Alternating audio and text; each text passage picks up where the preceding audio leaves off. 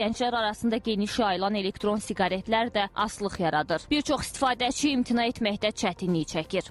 Elektron siqaretlər isə onların da belə deyim, tərkibindəki kimyəvi maddələrin miqdarı o qədər çox olmasa da bunun da insan sağlamlığına ciddi şəkildə mənfi təsir göstərir. Bəzi insanlar bunu düşünürlər ki, elektron siqaretlər siqaretdən zərərsizdir, daha məsumdur. Xeyr, elektron siqaret də insan sağlamlığına olduqca ciddi mənfi təsir göstərir. Elektron siqaretlərin də xərçəng yaratma riski yüksəkdir. Ürək-qan-damar sistemi xəstəliyi yaratma riski çox yüksəkdir. Hətta bəzi elmi araşdırmalar bunların sonsuzluq da yaratdığını göstərir.